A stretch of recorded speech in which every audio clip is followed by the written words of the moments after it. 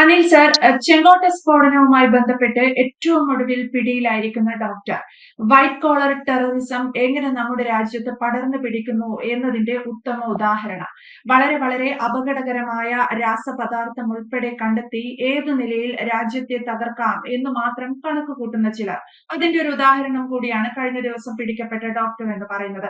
ഇയാളിലേക്ക് അന്വേഷണം കൂടുതൽ വ്യാപിപ്പിച്ചപ്പോൾ പുറത്തു വന്ന ചില റിപ്പോർട്ടുകൾ രാജ്യത്തെ ലോകത്തെ തന്നെ ഞെട്ടിപ്പിക്കുന്നതാണ്. എങ്ങനെ വിലയിരുത്താം ഈ രീതിയിൽ വൈറ്റ് കോളർ ടെററിസം പടരുന്നതിനെ, ഇത്തരത്തിൽ രാസപദാർത്ഥങ്ങൾ രാജ്യത്തെ നശിപ്പിക്കാൻ കണ്ടുപിടിക്കുന്നത്? ഇത് ചോദിച്ചതിനകത്തൊരു വ്യത്യസ്ത അഭിപ്രായം എനിക്കുണ്ട്. ഇത് വൈറ്റ് കോളർ ടെററിസം അല്ല, ഇത് ഗ്രീൻ കോളർ ടെററിസം ആണ് ഈ നടന്നതൊക്കെ തന്നെ. നമ്മൾ ഭീകരവാദം, തീവ്രവാദം ഈ രണ്ട് വാക്കുകൾ നമ്മൾ നിർവചിക്കുമ്പോൾ ചില വ്യത്യാസങ്ങൾ നമ്മൾ മനസ്സിലാക്കണം. ലോകത്തെ എല്ലാവരും തന്നെ തീവ്രവാദികളാണ്. അയാൾ വിശ്വസിക്കുന്ന വിശ്വാസ പ്രമാണം നടപ്പാക്കാൻ വേണ്ടി തീവ്രമായി ചിന്തിക്കുന്നതിനെയാണ് തീവ്രവാദം എന്ന് പറയേണ്ടത്. പക്ഷെ ഐക്യരാഷ്ട്ര സംഘടനയുടെ നിർവചനം അനുസരിച്ച് തീവ്രവാദവും ഭീകരവാദവും രണ്ടും രണ്ടാണ്. ഈ നടക്കുന്നതൊക്കെ ഭീകരവാദമാണ്. ഭീകരവാദം എന്ന് പറഞ്ഞാൽ എന്താണ്? അവരുടെ ആശയം നടപ്പാക്കാൻ വേണ്ടി ആയുധമെടുത്ത് പോരാടുകയോ അല്ലെങ്കിൽ സ്വയം ചാവേറായി പൊട്ടിത്തെറിക്കുകയോ ചെയ്യുന്നതിനെയാണ് ഭീകരവാദം എന്ന് പറയുന്നത്. ഇപ്പോൾ കഴിഞ്ഞ ദിവസം നമ്മൾ ഡൽഹിയിൽ നടന്ന ആ ബോംബ് സ്ഫോടനം ഒരു തീവ്രവാദമല്ല, അതൊരു ഭീകരവാദമാണ്. ജെയ്ഷെ മുഹമ്മദ് ആസൂത്രണം ചെയ്തിട്ടുള്ള ഒരു ഭീകരവാദം. ഈ ജെയ്ഷെ മുഹമ്മദ് എന്ന് പറയുന്ന തീവ്രവാദ സംഘടനയ്ക്ക് ഒരു പ്രത്യേകതയുണ്ട്. അവർ ചാവേർ ആക്രമണങ്ങൾക്കാണ് പരമാവധി പ്രാധാന്യം കൊടുക്കുന്നത്. അവരുടെ ചാവേർ ആക്രമണങ്ങൾക്ക് പറയുന്ന പേര് ഫിദായിൻ എന്നാണ്. ഫിദായിൻ. ഈ ഫിദായിന് രണ്ട് രീതിയിലുണ്ട്. ഒന്നാമത്തത് ബോംബുമായി ചെന്ന് ശത്രുവിനെ നശിപ്പിച്ച് സ്വയം ഇല്ലാതാകുക. അവരുടെ ശത്രുതയിലുള്ള ആൾക്കാരുടെ അടുത്തേക്ക് ഈ ബോംബുമായി ചെന്ന് അത് പൊട്ടിത്തെറിച്ച് സ്വയം ഇല്ലാതാവുക. അതാണ് കഴിഞ്ഞ ദിവസം നമ്മൾ കണ്ട ഡൽഹിയിലുള്ള ചാവേർ ആക്രമണം ഫിദായിനിലെ ഒന്നാമത്തെ രീതിയാണ്. രണ്ടാമത്തേത് ആയുധങ്ങളുമായി ചെന്ന് ഏറ്റുമുട്ടി ചിലപ്പോൾ ഇവർ മരിക്കപ്പെടാം, ചിലപ്പോൾ മരിക്കപ്പെടാതിരിക്കാം. ഈ ഭീകരവാദികൾ ഡൽഹിയിലെ പാർലമെന്റ് ആക്രമണവും പത്താൻകോട്ട് ആക്രമണവും ഒക്കെ അതിന്റെ ഏറ്റവും പ്രകടമായ ഉദാഹരണങ്ങളാണ്. അത് ജെയ്ഷെ മുഹമ്മദിന്റെ രീതിയാണ്. പക്ഷെ കഴിഞ്ഞ ദിവസം ഉണ്ടായിട്ടുള്ള ഭീകരാക്രമണം എല്ലാവരെയും ഞെട്ടിച്ചു. എന്താണെന്ന് ചോദിച്ചാൽ, ഇത് ചോദിച്ചതിനകത്തെ ആ ഭീകരവാദം വൈറ്റ് കോളർ, നമ്മൾ സാധാരണ അർത്ഥത്തില് വിദ്യാഭ്യാസമുള്ള ആൾക്കാർ ചെയ്യുന്ന ഭീകരവാദ പ്രവർത്തനങ്ങൾക്ക് പറയുന്ന പേര്, അല്ലെങ്കിൽ ഏത് പ്രവൃത്തി ചെയ്താലും അതിനെ നമ്മൾ വൈറ്റ് കോളർ എന്നാണ് വിശേഷിപ്പിക്കുന്നത്. പക്ഷെ ഒരു കാലഘട്ടത്തിൽ കുറെ വർഷങ്ങൾക്ക് മുമ്പ് നമുക്കറിയാമല്ലോ, ഈ 2001 സെപ്റ്റംബർ മാസം 11 വേൾഡ് ട്രേഡ് സെന്റർ ആക്രമിച്ചല്ലോ അമേരിക്കയിലെ. ആ ആക്രമണത്തിന് ശേഷം അമേരിക്കയിലെ പ്രമുഖമായിട്ടുള്ള പ്രിൻസ്റ്റൺ യൂണിവേഴ്സിറ്റി ഉണ്ട്. അമേരിക്കയിലെ ഒരു പ്രധാന യൂണിവേഴ്സിറ്റിയാണ്. ഈ പ്രിൻസ്റ്റൺ യൂണിവേഴ്സിറ്റിക്കാർ ഒരു പഠനം നടത്തി തീവ്രവാദ പ്രവർത്തനങ്ങളെ പറ്റി. ലോക ബാങ്കിന്റെ സഹായത്തോടു കൂടിയായിരുന്നു ആ പഠനം. അവരുദ്ദേശിച്ചത്, ഈ പഠനം നടത്തുന്നതിന് മുമ്പ് അവരുടെ ലക്ഷ്യം എന്ന് പറഞ്ഞാല് പട്ടിണി കൊണ്ടും ദാരിദ്ര്യം കൊണ്ടും ബുദ്ധിമുട്ട് അനുഭവിക്കുന്ന കുടുംബങ്ങളിലെ ചെറുപ്പക്കാരാണ് ഈ ഭീകരവാദത്തിലേക്ക് ഇറങ്ങിത്തിരിക്കുന്നതെന്നായിരുന്നു അവരുടെ ചിന്ത. പക്ഷെ പ്രിൻസ്റ്റൺ യൂണിവേഴ്സിറ്റി 150 തീവ്രവാദികളായ യുവാക്കളെ പറ്റി പഠനം നടത്തിയപ്പോൾ അതിനകത്തെ മഹാഭൂരിപക്ഷവും നല്ല കുടുംബ പശ്ചാത്തലമുള്ള, സാമ്പത്തികമായി മെച്ചം അവസ്ഥയിലുള്ള, വിദ്യാഭ്യാസപരമായ മുമ്പിൽ നിൽക്കുന്ന വീട്ടിലെ ചെറുപ്പക്കാരാണ് മഹാഭൂരിപക്ഷവും തീവ്രവാദികളെന്ന് മനസ്സിലായി. അതിന്റെ ഏറ്റവും അവസാനത്തെ ഉദാഹരണമാണ് ഈ ഡൽഹി ബോംബ് സ്ഫോടനമായി അറസ്റ്റ് ചെയ്യപ്പെട്ട 4 ഡോക്ടർമാരുടെ പേരുകൾ നമ്മൾ നോക്കൂ. ആ പേരുകളല്ല, അവരുടെ ജോലി. ഡോക്ടർമാരാണ് അവരെല്ലാവരും തന്നെ. ഒന്ന് മുസാമിൽ ഷക്കീൽ എന്ന് പറയുന്ന പുൽവാമ സ്വദേശി. 2 ഡോക്ടർ അദീൽ മുഹമ്മദ് എന്ന് പറയുന്ന ക്വാസിഗണ്ട് സ്വദേശി. 3 ഷഹീൻ സയ്യിദ് എന്ന് പറയുന്ന ലേഡി ഡോക്ടർ ഫരീദാബാദ് സ്വദേശി.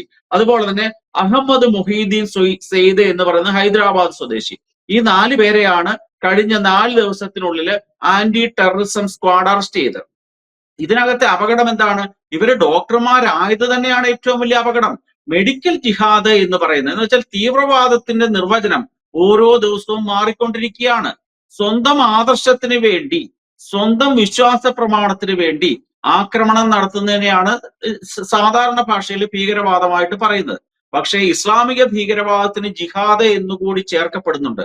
100 കണക്കിന് സ്വഭാവത്തിലുള്ള ജിഹാദുകളുണ്ട്. തങ്ങളുടെ ഇസ്ലാമിക രാഷ്ട്രം ലോകമെമ്പാടും പടുത്തുയർത്താൻ വേണ്ടി ജിഹാദ് അനുഷ്ഠിക്കുക എന്നുള്ളത് അവരെ സംബന്ധിച്ചിടത്തോളം അവരുടെ മതത്തിലെ പ്രധാനപ്പെട്ട ലക്ഷ്യങ്ങളിൽ ഒന്നാണ്. ഇപ്പോൾ ഏറ്റവും അവസാനം ഉണ്ടായ മെഡിക്കൽ ജിഹാദാണിത്. ഇതിനകത്ത് പതിയിരിക്കുന്ന അപകടം നമ്മൾ നോക്കണം. ഈ ഹൈദരാബാദ് സ്വദേശിയായ അഹമ്മദ് മൊഹിയുദ്ദീൻ സെയ്ദിനെ അറസ്റ്റ് ചെയ്തപ്പോൾ, അദ്ദേഹത്തിന്റെ ഫ്ളാറ്റ് റെയ്ഡ് ചെയ്തപ്പോൾ കണ്ടുപിടിച്ച ഒരു വസ്തുവുണ്ട്, റിസിൻ എന്ന് പറയുന്ന ഒരു ജൈവ മാരക വസ്തു. റിസിൻ എന്ന് പറഞ്ഞാൽ നമ്മൾ പറയുന്ന ആവണക്കെണ്ണ എന്നൊക്കെ കേട്ടിട്ടുണ്ടല്ലോ, ആവണക്ക്. ഈ ആവണക്കിൽ നിന്ന് ഉണ്ടാക്കിയെടുക്കുന്ന ഒരു വിഷപദാർത്ഥമാണ്. നമ്മൾ സൈനൈഡ് എന്നൊക്കെ കേട്ടിട്ടുണ്ട്, നാക്കിലോട്ട് തൊട്ടാൽ ഉടൻ മരിച്ചു പോകുമെന്ന് പറയും. ഈ റിസിൻ എന്ന് പറയുന്ന ഈ വിഷവസ്തുവിന്റെ ഒരു പ്രത്യേകത, ഇതിന് മണവുമില്ല, രുചിയുമില്ല, ഒന്നുമില്ല. ഇത് നമ്മളിപ്പോ വെള്ളത്തിൽ ഇത് ചേർത്ത് ആരെങ്കിലും കഴിക്കുകയാണെങ്കിൽ ഒരു അരുചിയും തോന്നുകയില്ല. ഈ റിസിൻ ഉണ്ടാക്കിയത് എന്തിനാണ് എന്ന് അഹമ്മദ് മുഹീദ്ദീൻ സെയ്ദിനെ ചോദ്യം ചെയ്തപ്പോൾ അദ്ദേഹം പറഞ്ഞത്, ഉത്തരേന്ത്യയിലെ ക്ഷേത്രങ്ങളിലെ പ്രസാദത്തിൽ ചേർത്ത് വിതരണം ചെയ്തുകൊണ്ട് ഒരു കൂട്ടക്കൊല നടത്തുക എന്നുള്ളതായിരുന്നു ലക്ഷ്യം. നോക്കൂ, പ്രസാദത്തിൽ, ഈ തീർത്ഥക്കുളത്തില് അല്ലെങ്കിൽ ക്ഷേത്രങ്ങളിലെ മറ്റ് കിണറുകളില് ഈ വസ്തു കലക്കിയതിനു ശേഷം അത് ആ ക്ഷേത്രം ഉപയോഗിക്കുന്നു. ദിവ്യമായി പ്രസാദമായിട്ട് ഇത് ശിവക്ഷേത്രങ്ങളിലും എല്ലാ ക്ഷേത്രങ്ങളിലും ചെന്നാൽ നമ്മൾ തീർത്ഥം മേടിച്ച് കുടിക്കാറുണ്ടല്ലോ. അവിടുത്തെ പുരോഹിതൻ അറിയാതെ ഇത് അതിൽ കലർത്തിയിട്ടുണ്ടെങ്കിൽ ഉണ്ടാകുന്ന ആയിരക്കണക്കിന് പതിനായിരക്കണക്കിന് ജനങ്ങൾ തടിച്ചുകൂടുന്ന ക്ഷേത്രങ്ങളിൽ ഈ പ്രസാദത്തിനകത്തും ആ തീർത്ഥത്തിനകത്തും ഇത് ചേർത്ത് കൊടുക്കുകയാണെങ്കിൽ ഒരു വലിയ കൂട്ടക്കൊല തന്നെ സംഭവിക്കാൻ സാധ്യതയുണ്ട്. അതായിരുന്നു ലക്ഷ്യമെന്ന് ഈ ഡോക്ടർ പറഞ്ഞു. എന്ന് പറഞ്ഞാല് ഈ മതേതരത്വം പറയുന്ന ഈ രാജ്യത്ത് ഡോക്ടർമാരെ പോലും ഇനി മതം നോക്കി, അവരുടെ ക്വാളിഫിക്കേഷൻ അല്ല പ്രധാനം, അവരുടെ മതം നോക്കി കണ്ടുപിടിച്ച് ചികിത്സയ്ക്ക് പോകേണ്ട വലിയൊരു ഗതികേടിലേക്ക് ഭാരതം അധപ്പതിച്ചു എന്ന് പറയുമ്പോൾ ഈ ഭീകരവാദം എത്രമാത്രം ഈ പൊതുസമൂഹത്തിൽ വ്യാപിച്ചു കഴിഞ്ഞു എന്ന് നമ്മൾ നോക്കേണ്ടതുണ്ട്. അതാണ് ഈ കഴിഞ്ഞ ദിവസം ഡൽഹി നമുക്ക് കാണിച്ചു തന്ന കാഴ്ച. ഇത് നിസ്സാരമായിട്ട് ഇതിനെ എടുക്കാൻ സാധിക്കില്ല. ജെയ്ഷെ മുഹമ്മദ് എന്ന് പറയുന്ന തീവ്രവാദി പ്രസ്ഥാനം, നമുക്കറിയാമല്ലോ, മസൂദ് അസർ എന്ന് പറയുന്ന ആളാണ് ആ പ്രസ്ഥാനത്തിന്റെ നേതാവ്. ഈ മസൂദ് അസറിനെ സംബന്ധിച്ചൊരു പ്രത്യേകതയുണ്ട്. അദ്ദേഹത്തിന്റെ വലങ്കൈയായി പ്രവർത്തിക്കുന്നവരെയും അദ്ദേഹത്തിന്റെ അടുത്ത ബന്ധുക്കളെയൊക്കെ പലതവണയും ഭാരതത്തിന്റെ സൈന്യം വധിച്ചിട്ടുണ്ട്. ഓരോ ബന്ധു കൊല്ലപ്പെട്ട് കഴിയുമ്പോഴും ഈ മസൂദ് അസറിന്റെ നേതൃത്വത്തിലുള്ള ജെയ്ഷെ മുഹമ്മദ് ഈ ഭാരതത്തിൽ ഓരോ തീവ്രവാദ പ്രവർത്തനവും ഓരോ ബോംബ് സ്ഫോടനവും നടത്തിയിട്ടുള്ളതിന്റെ ധാരാളം തെളിവുകളുണ്ട്. മസൂദ് അസറിന്റെ കുടുംബത്തിലെ ഒരു പ്രധാനപ്പെട്ട അദ്ദേഹത്തിന് അനന്തരവനായ തൽഹ റഷീദിനെ 2017 ഇന്ത്യൻ സൈന്യം വധിച്ചിരുന്നു. അത് കഴിഞ്ഞ ഉടനെയാണ് ഈ എന്തുപറ്റി, പുൽവാമ ആക്രമണം അഴിച്ചുവിട്ടു. അതിനുശേഷം ഈ മസൂദ് അസറിന്റെ വലം കൈ എന്ന് പറയുന്ന ഉമർ ഫറൂഖിനെ ഇന്ത്യൻ സൈന്യം കൊന്നു. ഉടനെ തന്നെ എന്തുപറ്റി, പഹൽഗാം ആക്രമണം നടത്തി. ഇങ്ങനെ ധാരാളം ആക്രമണങ്ങൾ ഭാരതത്തിൽ നടത്തി. ഇത് നിസ്സാരമായിട്ട് ഒരാൾ തോക്കുമായിട്ട് കൊല്ലാൻ വരുമ്പോൾ വേണേ ഓടി ഒളിക്കാനുള്ള സാവകാശം നമുക്ക് കിട്ടിയെന്നിരിക്കാം. പക്ഷേ ഈ ക്ഷേത്രങ്ങളിലെ ഇത്തരത്തിലുള്ള പൂജാ വസ്തുക്കളിലും പ്രസാദങ്ങളിലും ഒക്കെ ഇത്തരത്തിൽ കൊടും വിഷം കലർത്തി ഇപ്രകാരം കൊല്ലുക എന്ന് പറയുമ്പോൾ എത്ര നീചമായിട്ടുള്ള പ്രവൃത്തിയാണ്. അതിനെ കേരളത്തിലെ ആരും അപലപിക്കുന്നില്ല. കേരളത്തിൽ അപലപിച്ചല്ലോ. ഹമാസിൽ അല്ലെങ്കിൽ പാലസ്തീനിൽ കൊല്ലപ്പെട്ട കുട്ടികളുടെ പേര് പറഞ്ഞുകൊണ്ട് നമ്മളുടെ സാംസ്കാരിക നായകന്മാരൊക്കെ കൊച്ചിയില് ഒരു മീറ്റിംഗ് നടത്തി. അവിടെ വധിക്കപ്പെട്ട കുഞ്ഞുങ്ങൾ, ഏത് കുഞ്ഞുങ്ങൾ മരിച്ചാലും നമുക്ക് വിഷമമുള്ള കാര്യം തന്നെയാണ്, അതൊരിക്കലും നമുക്ക് അംഗീകരിക്കാൻ ഒക്കുന്നതുമല്ല. പക്ഷെ ആ കുഞ്ഞുങ്ങളുടെ പേര് വായിച്ചുകൊണ്ട് അവിടെ പ്രസംഗിച്ചവർ പറഞ്ഞ എന്താണ്, നാളത്തെ ഡോക്ടർമാരാകേണ്ടിയിരുന്ന കുഞ്ഞുങ്ങളെയാണ് കൊന്നതെന്ന്. നാളത്തെ ഡോക്ടർമാരായിട്ട് ഈ കുഞ്ഞുങ്ങൾ വളർന്നു വരികയാണെങ്കിൽ ഇത്തരത്തിലുള്ള റിസീൻ പോലുള്ള കൊടും വിഷം സമൂഹത്തിലേക്ക് വ്യാപിപ്പിക്കില്ല എന്ന് നമുക്ക് എങ്ങനെ പറയാൻ സാധിക്കും?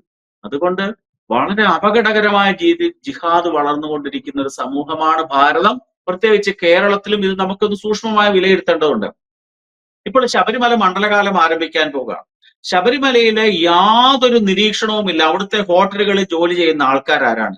ഈ ഹോട്ടലുകളുടെ ടെൻഡർ പിടിച്ചിട്ടുള്ള, അന്നദാനത്തിന്റെ ടെൻഡർ പിടിച്ചിട്ടുള്ള വ്യക്തികൾ ആരാണ്? ഇതൊന്നും ആർക്കും പോലീസിന്റെ ഒരു അന്വേഷണമേ ഇല്ല. ഹൈന്ദവരുടെ ഏറ്റവും വലിയ തീർത്ഥാടന കേന്ദ്രമാണ്. തത്വമസിയൊക്കെ പറച്ചിൽ മാത്രമേ ഉള്ളൂ. അവിടെ ചെല്ലുന്നതിലെ 99% ഹിന്ദുക്കളാണ്.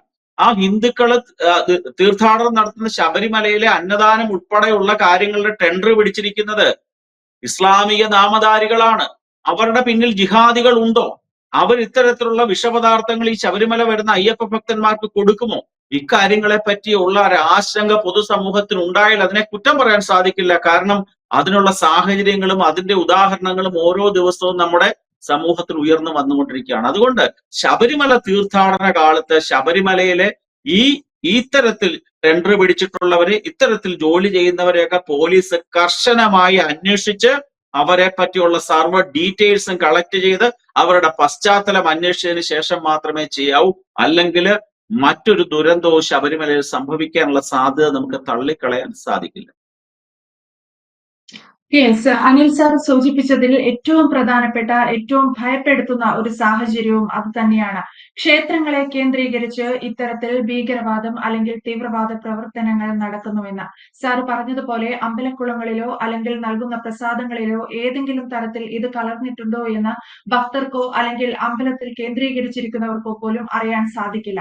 അത്തരത്തിൽ അന്വേഷണങ്ങളും നിരീക്ഷണങ്ങളും കർശനമാക്കുക എന്നതാണ് ഇത്തരക്കാരെ തിരിച്ചറിയാനും ഇതിൽ നിന്ന് രക്ഷപ്പെടാനുമുള്ള ഏറ്റവും വലിയൊരു വഴി എന്ന് പറയുന്നത്. ശബരിമലയിലും അത്തരം നിരീക്ഷണങ്ങൾ കർശനമാക്കുക എന്നതാണ്. വ്യക്തമാണ്. Thank you, sir. കൂടുതൽ വാർത്തകളും വിശേഷങ്ങളും നിങ്ങളിലേക്ക് എത്താൻ ABC മലയാളം സബ്സ്ക്രൈബ് ചെയ്യുക, ബെൽബട്ടനും അമർത്തുക.